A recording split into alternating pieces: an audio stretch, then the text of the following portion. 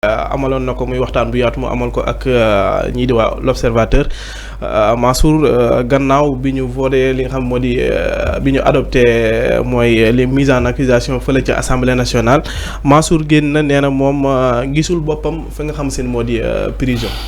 Oui, xam nga loolu Mansour mën na ko wax. ci presse bi. yow tu l'as bien dit dafa dem amal donc interview wala am émission bu mu def ak l'Observateur. foofu la ne moom gisul boppam ci kaso parce que ci média lay waxee képp ku dem ci média te ñu tuumal la ci dara da ngay bëgg a setal sa bopp sauf que média du setal kenn yàgg naa ko wax Mansour mën na dem Observateur le journal de Youssou Ndour wala di groupe Futur Média dinaan woy moom gisul boppam kaso. C'est tout à fait normal, c'est un politicien, il a été ministre, il a été garde des Sceaux, donc mu mën a défendre boppam il se défend mënul def lu dul loolu Pape Mor tu n'as jamais vu quelqu'un boo xamante ne dañ laa tuumal ci kanam yoon nga taxaw publiquement ne Sénégalais je suis coupable musul am loolu moom si tu es d'accord ni musul am tu seras d'accord avec Mansour Faye bu taxawee Observateur mu ne leen man gisuma sama bopp kaso parce que il ne va jamais se culpabiliser, il ne va jamais déclarer ni que il est coupable. Voilà, l'acte de corrompu et de corrupteur a eu lieu dans son bureau. Contrairement à ce qu'il vient de dire sur l'Observateur, te li am ci information, on a dit que Mansour Faye il y a une tentative de corruption, donc moom lañ ko toppee tentative de corruption même si il est présumé innocent.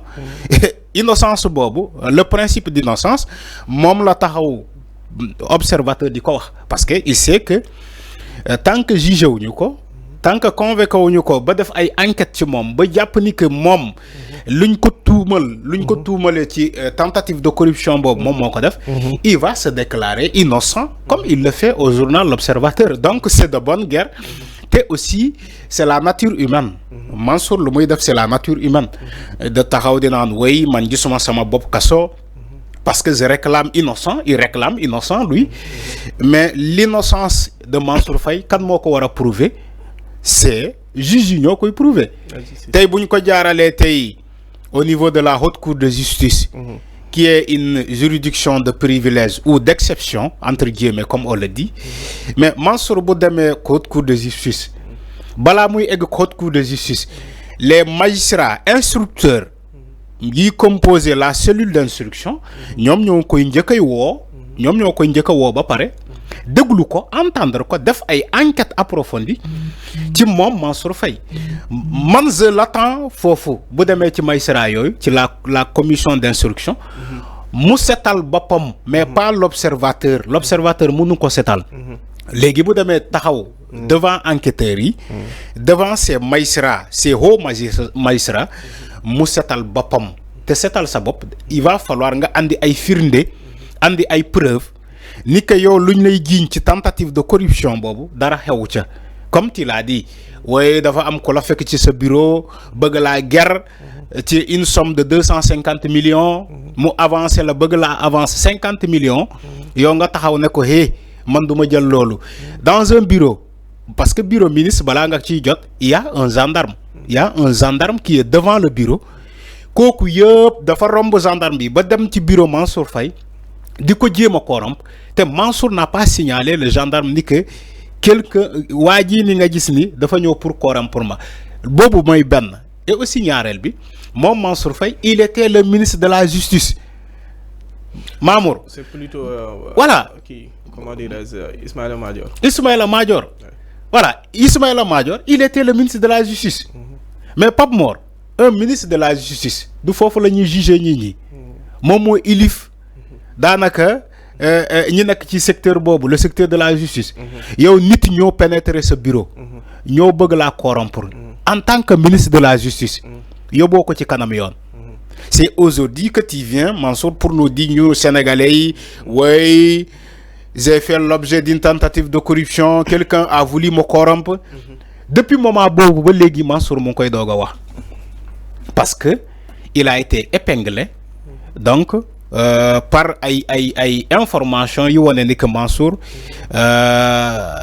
parce que balaa mu koy wax ki ko bëggoon corrompre mooy Moustapha boobu Mohamed boobu moom moo dekk Mohamed moo bëggoon corrompre ki nga xam Mansour Faye non Ismaïla Madior Fall voilà ci kaw voilà xam nga parfois procédure yi xam nga Mansour Faye ak Ismaïla Madior Fall dama leen di xaw voilà parce que tellement que ces deux ministres là ils sont tellement liés à des choses yoo xamante ne franchement l'autre était le ministre du ciel et de la terre Mansour Faye l'autre était le garde des Sceaux bi initié woon fii tapale bi ci ay contumax ay tailleurs de la constitution ils étaient tellement au cœur de l'État moo tax parfois dama leen di jaxase ñoom ñaari maintenant je parle bel et bien de Ismaïla Madior Fall voilà moom lañ doon corrompre ci 250 millions yi mu ne wooye dañ maa bëgg a corrompre mais j'ai fait échouer la tentative de corruption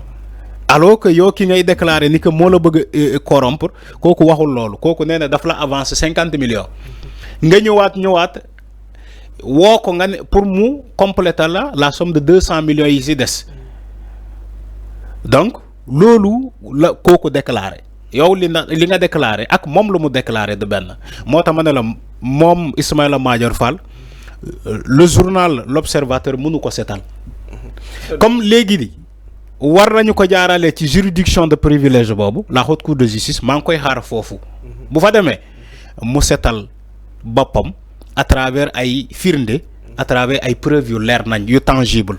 en fait moom Mansour Faye xam nga moo amal waxtaan ak l'Observateur moom nee na gisul boppam est-ce que gisul boppam prison mu dem prison est-ce que nekkul ne day xalaat maanaam pour fay li nga xam moo di caution comme niñ koy gisee parfois maanaam bu ñu yóbbee kenn ci li nga xam moo di justice mu consigné après ñu bàyyi ko mu retrouver liberté.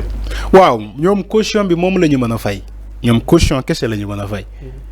boobu ba léegi ni nga déggee interpellation yi déggoo ku taxaw ne non defuma ba pare mu andi ay preuve ñoom ñëpp képp ku ñu convoqué caution lay andi taxaw caution baa ngi nii pare naa pour joxe caution temps moo tax man duma bett tey moom Ismaïla Madior Fall comment dirais-je Mansour Faye bu andee caution mu ne leen caution baa ngi nii ak coow li nu mu bëri lu mu rëy bul am comment dire bul am lu la bett moom Mansour Faye bu taxawalee caution ne leen caution baa ngi nii parce que bëggul dem kaso il a été épinglé par un rapport ci les fonds Covid bu leen fàtte loolu rapport yi magistrats yi ñoo ko def c'est des magistrats de la comment dire de la Cour des comptes c'est des magistrats de la Cour des comptes ñoom ñoo def rapport boobu pour mu mën a set du yomb lan la ñuy toppee moom Mansour Faye Amadou Mansour Faye. écart de procédure. non moom moo ne écart de procédure déedéet. moom loolu la wax écart de procédure. rapport bi Pape Mor rapport bi musul wax écart de procédure. waaw Mansour Faye moom moo ko wax. voilà Mansour Faye ci boppam moo ne sénégalais man écart de procédure lañ ma toppee. alors que rapport bi waxul loolu. rapport bi lu mu wax dafa leer nañ dafa leer parce que c'est écrit du noir sur blanc donc rapport bi épinglé Mansour Faye waxul ci ay écart de procédure il faut que loolu sénégalais xam ko Mansour moo bëgg a dénaturaliser orienté waatu ko foo xamante ne rapport bi orienté wu ko foofu rapport bi lu mu wax ci Mansour Faye dafa ne Mansour Faye dafa jënd ay kit yoo xamante ne nekkul ci prix normal bu mu ko war a jëndee la ko jëndee. il paraît que gis nañu ku mel ni Guy Marius Sagna sax doon souligner lu mel noonu. mais loolu la dafa jënd ceeb jooju normalement au lieu que mu jëndee ko ci prix bu normal ñu dem def surfacturation mais surfacturation lañ ko toppee. moom Amadou Mansour Faye surfacturation lañ ko toppee pas écart de procédure déedéet. saako waroon jël 15 000. nga jëndee ko 22 000. nga jëndee ko 22 000 yow tu as compris loolu mooy surfacturation. exact ba pare nga tuumal DAGE bi nga ne sa DAGE alors que DAGE moom il n'est pas ordonnateur le DAGE c'est un exécuteur day jënd ci prix en fonction ci les prix yoo xamante ne ministre bi moom la ko jëbal.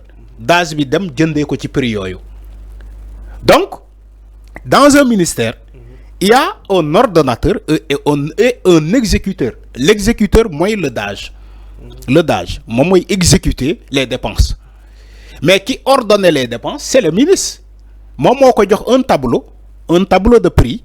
Mon DAGE, bi, demal nga jëndé ko ci tableau bi. Donc, celui qui était le ministre ci jamono bobu, c'était Amadou Mansour Faye. Ouais. Donc, bu mu né Sénégalais man écart de procédure lañ ma topé dédé. Surfacturation.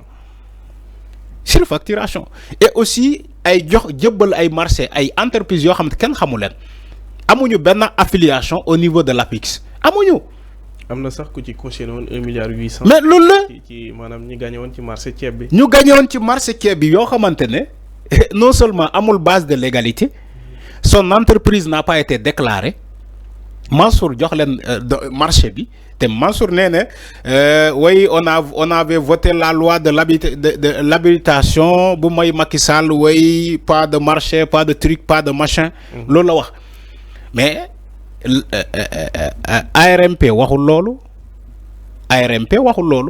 Cour des comptes waxul loolu ARCOP waxul loolu pourtant tous ces organisations étaient là.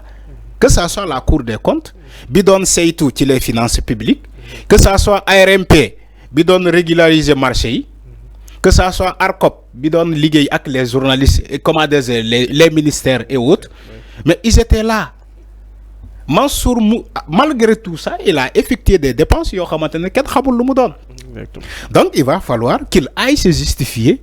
Qui pôle financier judiciaire, je ne sais pas, qui est la haute cour de justice, cette juridiction de privilège. Donc, lolo, qu'est-ce que moi l'en ces ministres-là? Jarul dem ci ay médias di bëri wax, jarul dem ci ay journal ne la ko bindalal ma lii ma fay la wala leneen ak leneen. Lolu jaru ko. Exactement. Yow kay nag bu jëm Seras. Moom yow mënoo ci dara. Xanaa nag boobu rëcc daw dem yoonam. Mais nag buy jëm Seras, il va falloir nag boobu protéger le boppam. Bu fekkee mën naa convaincre waa Seras ba duñ ko daan na convaincre waa Seras. Man loolu laa gëm. Exactement mu nekkoon kàddu yi ki nga xam ne moo di Mansour Faye amoon waxtaan ak waa l'Observateur di wax ne moom gisul fa nga xam ne moo di boppam ca prison avant ñu jàll ci beneen